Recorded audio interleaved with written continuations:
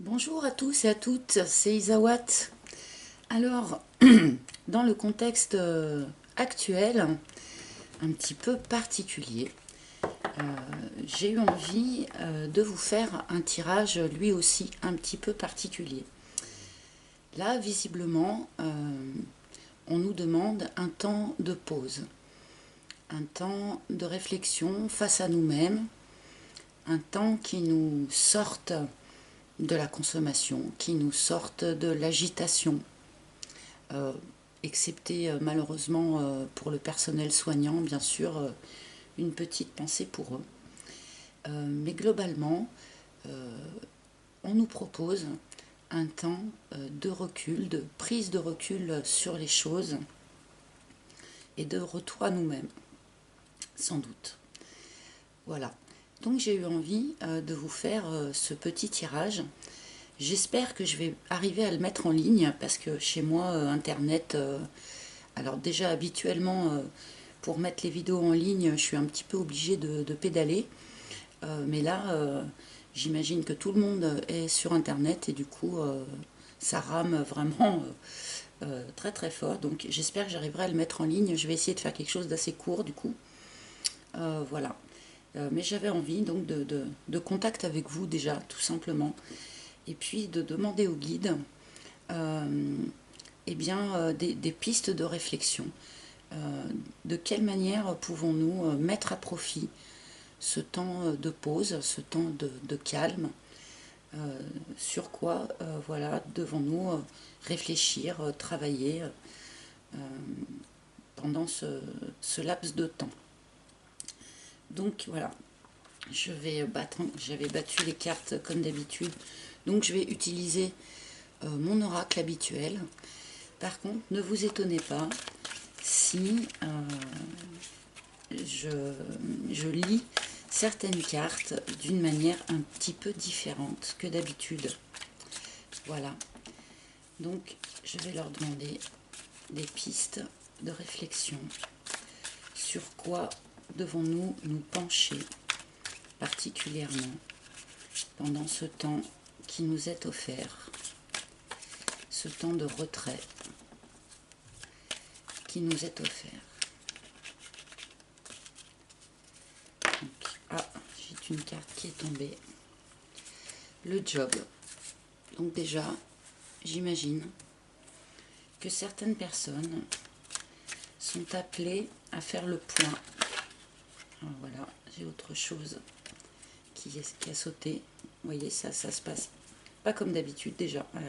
Rien que quand je bats les cartes.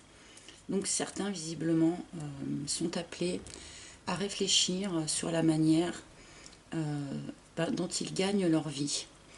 À la manière, est-ce que, voilà, votre job, est-ce que votre métier vous remplit complètement ou est-ce que c'est quelque chose que vous faites d'une manière alimentaire, dans l'obligation en quelque sorte, ou est-ce que par ce job vous avez quand même l'impression d'œuvrer pour quelque chose qui vous remplit, qui vous épanouit. Là, ce temps où d'ailleurs beaucoup de monde ne va plus au travail, hein, eh bien c'est le moment idéal pour se poser les vraies questions quant à savoir si, eh bien, si le travail que l'on occupe nous remplit, nous épanouit. On nous demande aussi, sans doute là, avec le muret,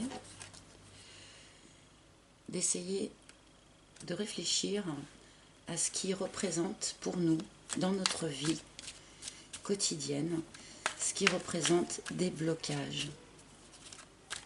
Alors ça peut être sentimental, mais ça peut aussi rejoindre la carte du job.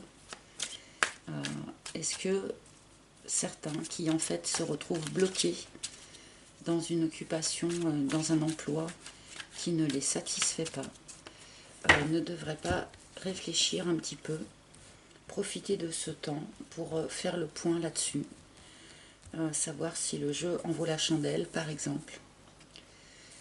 Je vais les mettre de côté et je vais nous en tirer quelques autres.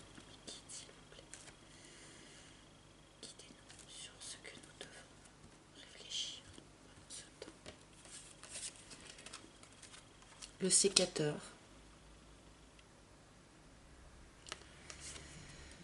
Peut-être que certains d'entre nous devraient rompre avec tout ou partie de notre vie actuelle. Ça peut être rompre dans un couple pour ceux qui se sentiront concernés, rompre avec un job pour ceux qui se sentiront concernés également, mais aussi tout simplement rompre avec un mode de vie, avec des habitudes, avec un quotidien qui peut-être ne les remplit pas entièrement. Nous avons l'armure. Donc, là aussi, peut-être que certains d'entre nous sommes dans un mode de protection, dans un mode de fermeture quelque part, dans un mode de fermeture à ce qui peut venir de l'extérieur et qui pourrait, dans un premier temps, nous sembler du coup quelque chose dont on aurait besoin de se protéger, alors qu'en fait, non. Ce qui est nouveau, ce qui vient de l'extérieur, ce qui intervient dans notre vie aussi d'une manière surprenante ou brutale, ne nécessite pas forcément que l'on doive s'en protéger. Là, on nous indique sans doute que pour un certain nombre d'entre nous, il serait temps de tomber l'armure. Peut-être que cette armure aussi fait partie du blocage. Je vais les prendre je vais les prendre en vrac. Et puis on va voir ce qu'on nous donne. Très bien, la matérialisation. Donc ce temps de pause qui nous est proposé là pourrait nous permettre de mieux conscientiser à quel point nous sommes aptes à matérialiser dans nos vies ce que nous souhaitons, ce que nous vibrons. Là, je pense que ça s'adresse à toutes les personnes qui rêveraient de faire quelque chose dans leur vie, par exemple, différent de leur métier. Je sais pas, moi, je voudrais être clown dans un cirque ou travailler avec des enfants ou n'importe quoi, ou rencontrer la personne dont je rêve depuis longtemps. Eh bien, ce temps de pause là, ce retour à soi-même, pourrait nous permettre eh bien, de mieux nous rendre compte à quel point en fait nous sommes maîtres de ça. Nous sommes maîtres de nos matérialisations. Je sais que c'est quelque chose d'assez difficile à conscientiser, d'assez difficile à saisir, surtout pour les personnes qui ont l'impression de subir les événements, de subir une partie de leur vie. Et bien en fait là, les guides nous rappellent que c'est nous qui matérialisons notre propre vie. C'est un message très très puissant. Enfin, de toute façon, le message de cette carte, globalement, est assez fort. Mais là, dans le contexte, dans la demande que je viens de formuler au guide avant de piocher les cartes, cette carte est particulièrement forte. Nous sommes maîtres de nos vies et c'est nous qui matérialisons ce qui se passe autour de nous. Donc, pas seulement par nos souhaits, c'est quelque chose dont j'ai déjà parlé, mais par ce que nous vibrons. Là, par exemple, dans le contexte de ce corona machin, comment dire, il y a deux ressources possibles quelque part. Il y a les personnes qui basculent dans la peur et les personnes qui arrivent à rester dans la joie d'une certaine manière, dans l'amour. Et là, on retombe un peu sur l'idée, vous savez, le récit du loup méchant et du loup gentil, là, ou du loup blanc et du loup noir. le loup qui représente la peur et le loup qui représente l'amour, lequel des deux va gagner au bout du compte? Eh bien, c'est celui que l'on va nourrir. Donc, méditez cela. C'est nous qui décidons en fait de quoi notre environnement est fait. Soit nous sommes dans la peur, soit nous sommes dans l'amour. Bon, je schématise un petit peu, mais et voilà, superbe. Voilà. C'est ce que j'étais exactement en train de vous dire en fait. Là, dans cette période où très facilement, chacun d'entre nous pourrait basculer dans la peur, voire l'agressivité pour certains. On a vu certaines scènes un petit peu pénibles dans les supermarchés notamment, enfin des choses comme ça. Mais en fait, on nous demande de travailler notre relation à l'amour. Et là, cette carte, par rapport à la demande que j'ai formulée, représente, je pense, l'amour inconditionnel.